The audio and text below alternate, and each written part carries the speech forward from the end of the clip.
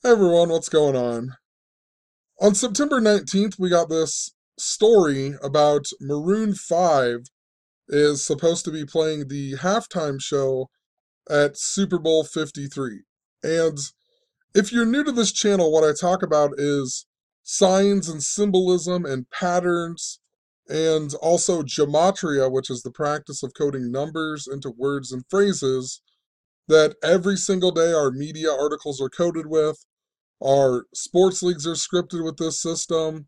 It all stems back to ancient knowledge such as Hermeticism and astrology, and also Kabbalah, which has a belief that God created the world by merging the letter with the number. And what I'm talking about on this channel is how if you pay attention to things, you will see these obvious patterns that exist within our mainstream media.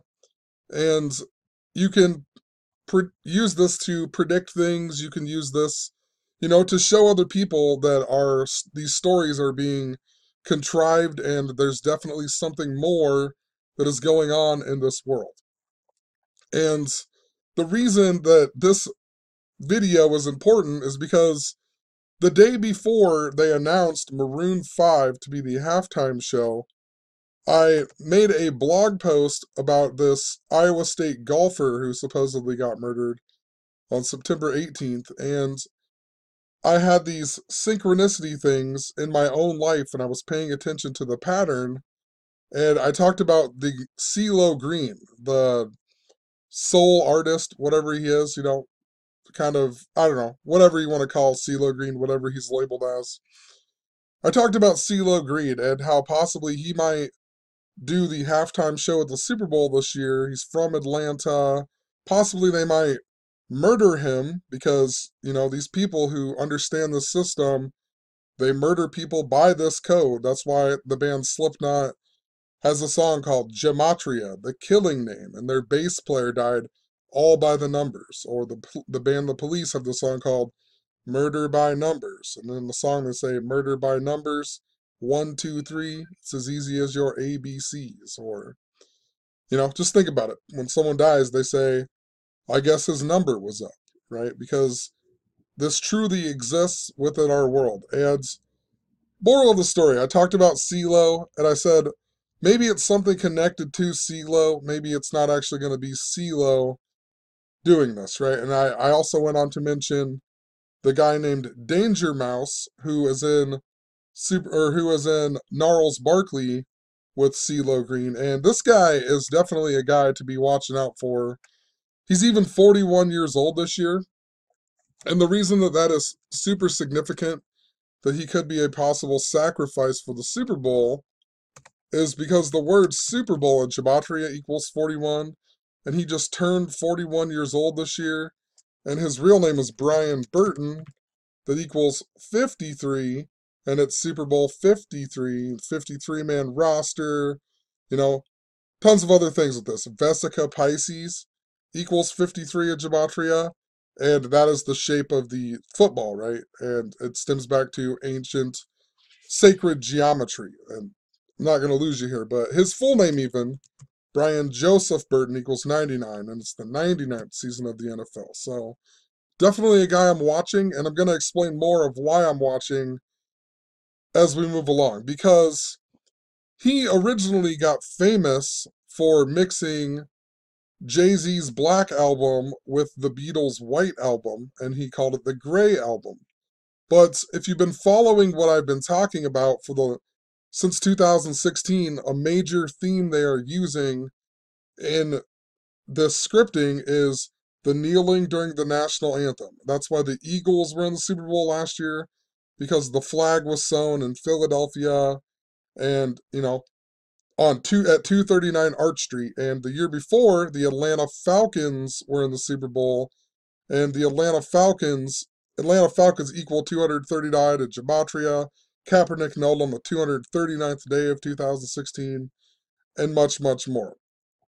And anyway, the Eagles are the Falcons were the Black Bird, and Charles Manson had the Helter Skelter theory about the blacks rising up, and he said the song Blackbird was what was telling black people to rise up. And that's all on this Beatles White album. And I was mentioning how it was still going on last year, and then Charles Manson died not even a month later. And it was super synced up to the Super Bowl and whatnot. So this guy, really important. He has this thing, that's how he got famous. It's connected to the Beatles' White Album. And also, when you read farther down, it even talks about how he gave a rare interview to Charlie Rose in 2006. And Charlie Rose, if you remember, he gave the famous, Charlie Rose gave a famous interview with Charles Manson. And just after Charles Manson died, the media came out with a story about Charlie Rose suspended by CBS for, sexual harassment. So anyway, the reason that Maroon 5 is so important is just stop and think about it. What does CeeLo Green have in common with Maroon 5? CeeLo Green was one of the original hosts on the show The Voice, and the singer of Maroon 5 is Adam Levine, who was also an original host on The Voice. So there is something connected to CeeLo Green to the halftime show this year. Possibly he'll even come out as like a helping artist. Maybe Maroon 5 will play and CeeLo Green will come out as well.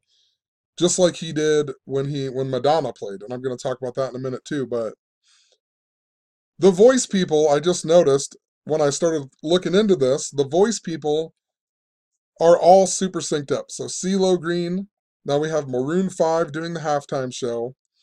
If you recall, last year I made a video, or maybe I just made a blog post on it, but I talked about Christina Aguilera, and the same day that Charles Manson died, Christina Aguilera sang a tribute to Whitney Houston at the AMA Awards. And the reason that that's important to the kneeling during the national anthem stuff is because Christina Aguilera forgot the words at the Super Bowl when Super Bowl 46? Let me find it here. I can't remember which Super Bowl it was. But Christina Aguilera, it was Super Bowl 45. She forgot the words to the national anthem, which is really important. And in history, Whitney Houston is known for singing the greatest national anthem at the Super Bowl, even though there was controversy around hers as well, because it was supposedly a pre-recorded thing. But supposedly, she sung the greatest national anthem ever. So we got the day Charles Manson died last year, Christina Aguilera did a tribute to her at the AMAs, did a tribute to Whitney Houston. You see how it all works? And they're doing this play on the national anthem and Charles Manson dying. And Christina Aguilera, of course, also another host on the TV show called The Voice. So how it even fits even more is that after Christina Aguilera sang the words to the national anthem wrong at Super Bowl 45, she did a tribute to Aretha Franklin at the 53rd Grammys. That was just days after Super Bowl 45. And now this year, it's Super Bowl 53. Think about the 53rd Grammys. This year we have the death of Aretha Franklin. And at the Video Music Awards, we had Madonna do the tribute to Aretha Franklin. And, of course, Aretha Franklin died on Madonna's birthday and much, much more. But, just think about that. Madonna does that. When you look up Madonna doing the halftime show at the Super Bowl, Madonna just so happened to do the halftime show at the Super Bowl 46, and CeeLo Green just so happened to be part of that. So you see how it's all interrelated? There's this interrelated web here. And, CeeLo Green equals 46. His real name's Thomas Calloway. That equals 46, and then he performed at Super Bowl 46. That's how it always works.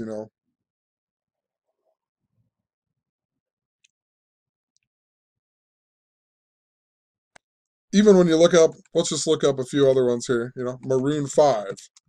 Maroon 5 equals 53. Wonder why they're performing at Super Bowl 53. CeeLo Green, I think, also equals 53 in a different form gematria here. This is the reducing it to numerology the frontwards way. and this is the reverse way. So he performed at Super Bowl 46. Possibly we'll see him come out at Super Bowl 53 as well.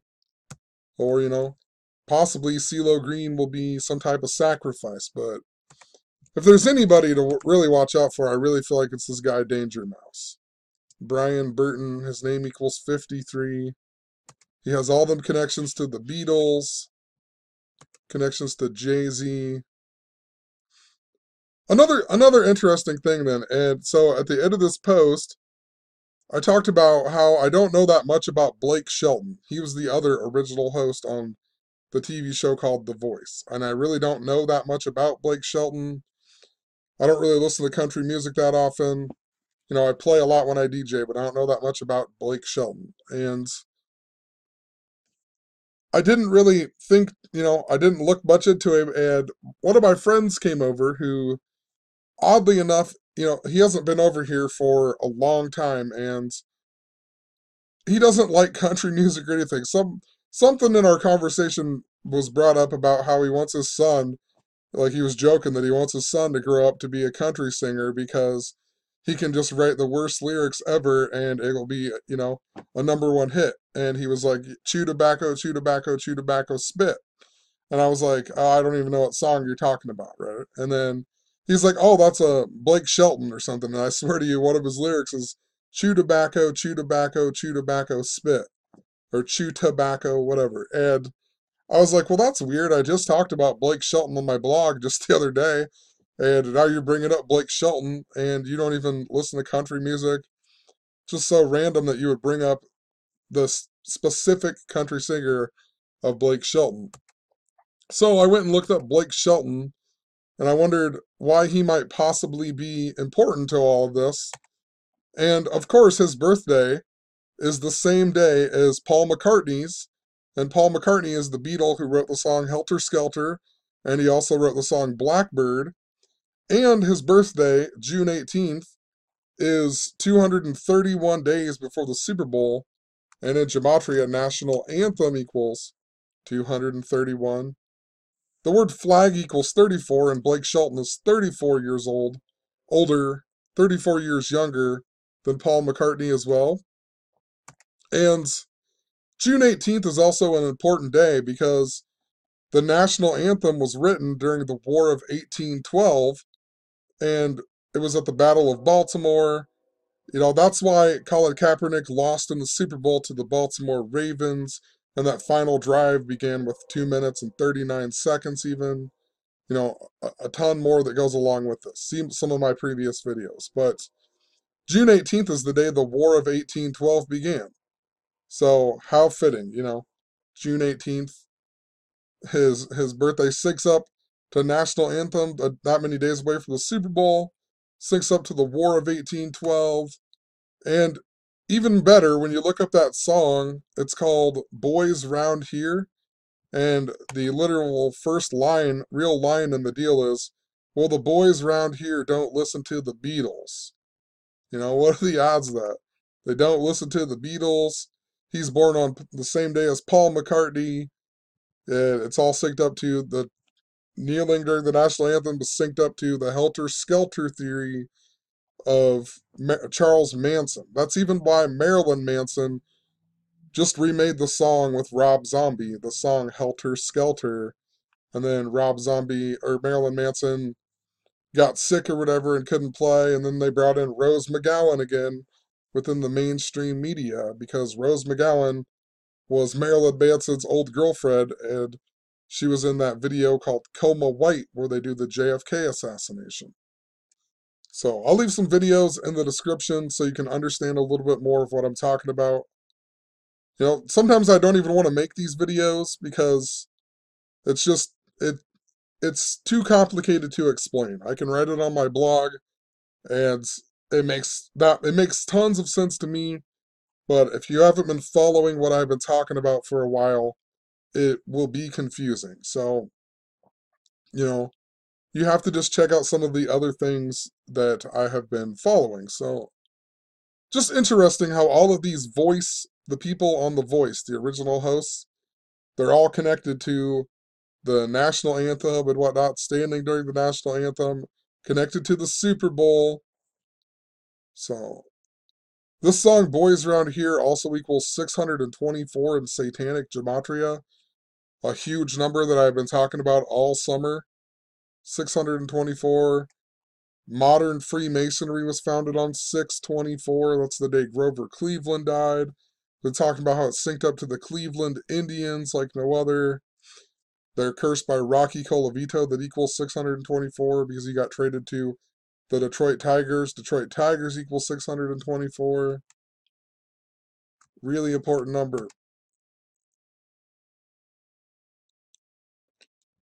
Blake Shelton also, the Super Bowl that CeeLo Green did the halftime show at, Super Bowl 46, Blake Shelton performed America the Beautiful with Miranda Lambert before that Super Bowl began. And just think about America the Beautiful in regards to the Star Spangled Banner. You know, it's kind of like the alternative to the Star Spangled Banner. So I thought I'd look up that song, and the lady who sings it, or who wrote the words, was Catherine Lee Bates. And her name in Gematria, Catherine Bates, equals 53 as well. And also 624 in Satanic Gematria. And what's funny here yet is that I documented about this, and this is the type of stuff I'm talking about that happens every single day. I documented about this, and I looked up Kathy Bates, who was in the movie Misery and whatnot. And she's Bobby Boucher's mom on The Waterboy and whatnot. I looked her up, and I didn't really notice anything that spectacular. And I watched The Big Bang Theory the other night. I watched the newest episode, and this lady just so happens to be on the newest Big Bang Theory. Like, what are the odds that I'd randomly look up Kathy Bates?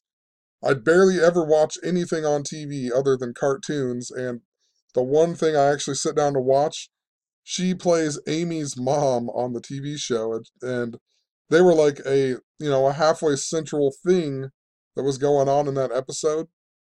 And the Big Bang Theory has been really important to all of this coding that I was talking about. If you go before Charles Manson died, I was talking about the movie Stand By Me and also the Big Bang Theory, and Will Wheaton, who's in the movie Stand By Me. And then Will Wheaton all of a sudden was on the Big Bang Theory for the first time in over a year, and a bunch more, and Amy and Sheldon on that TV show, they have a internet show called Fun with Flags even. So just keep that in mind. But what are the odds? Kathy Bates is on there. And I had some other weird synchronicity just the other day, just last night, I believe it was.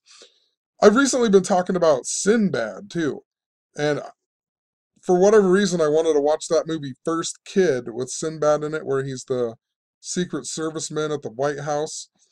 And there's some interesting things in that movie with numbers as well, such as there's a security breach, and they say it's in Sector 47. Well, White House equals 47 in Gematria, so does President, so does government, so does DC, so does Republican, so does Democrat. But I didn't know what it was about, and the TV was on, Family Guy was on last night, and there was a little commercial in between it, and it was for this TV show called Rel that stars Sinbad. And I'm like, wow, what in the world? Why Sinbad's in a new TV show? Didn't have any clue about it. And the episode of Family Guy that was on was about Kiss, the band Kiss, and Lois, the wife of Peter on that show. Supposedly she had sex with the whole band and whatnot, or had sex with Gene Simmons or whatever his name is. And I don't know how I even know this, but I know that they had this guy named Catman, and I don't want to lose yet. There's a whole bunch more, but moral of the story, it made me look up the movie Detroit Rock City. Maybe I'll make a whole separate video on the cat theme, because there's definitely a cat theme. That's why that Madden shooting, the guy's name was David Katz, right? And that's why just after Celia Barquin, the golfer, dies, we get Tiger Woods winning, right, for the first time in like 5 years. Tiger, the cat. Then the Detroit Lions, the cat, defeat the New England Patriots, you know. But anyway, I brought up Edward Furlong because I had me and my girlfriend were looking for movies the other night. We never ended up watching anything, but I mentioned the movie American History X for no reason whatsoever, just because I hadn't seen it in a while. It used to be one of my favorite movies, and I was like, I don't even know. I talked about it, and then I talked about him being in the Terminator and whatnot. He was John Connor in the Terminator, and but he's also in Detroit Rock City, and so I re-looked him up, and it says in the very first paragraph about him on Wikipedia, it talks about his performance with Kathy Bates in this movie, A Home of Our Own. And I've never seen that movie, but I thought interesting, you know. So I just went back and looked up Kathy Bates because I was like, I just saw her on The Big Bang Theory. Just recently looked her up, and you know, I don't know. There's something important to her. She's also from Memphis, which is really important to what I've been talking about with the Indians and whatnot. Elvis was from Memphis. Elvis died on the same day that Aretha Franklin died, and Aretha Franklin died in Detroit. And Rocky Colavito, the day he got traded, Russwood Park got burnt down in Memphis, Tennessee, and whatnot. Now I see she's from Memphis. There's a big parallel to Memphis and Detroit and Cleveland, and somehow they're all interrelated. I'm still trying to figure that puzzle out. But you know, even the movie Detroit Rock City, it's about the Kiss song, right? And these kids going to see Kiss in Detroit, but they're actually from Cleveland. So I don't even know how to explain it. You know, that's why these videos get harder and harder because I can't make them right away and whatnot. But we'll leave it at that. Hopefully I can make some more videos here. But hopefully it makes sense. The people from The Voice are really connected to the standing during the national anthem. It's absolutely connected. There's something very important to that. So maybe I need to watch the new season of The Voice, even though I don't want to. Just I don't know. I can't. I don't know how people don't want people watch The Voice too, and they go, "Oh, that guy, his life was terrible." You know, like how do people not know them are all just made up stories? Like every person on that show has something bad in their life, and that's what they go on, just like American Idol or whatever else. That is called entertainment, people. It's not even real stories, you know.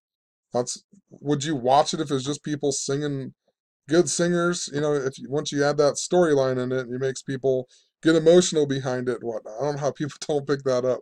People, you know, paying money to vote for people and whatnot. It's like how ridiculous, but we'll leave it there. If you want to know more, I talked a lot more about certain things. I just wanted to get the theme across. So I talked a whole lot about gematria and whatnot in these posts. You know, there's much more going on with it, but I just want the theme is more important right now. The theme is very important. The gematria is just very simple to see. It doesn't even have to be that complicated, you know. So whatever. Have a good one. Peace.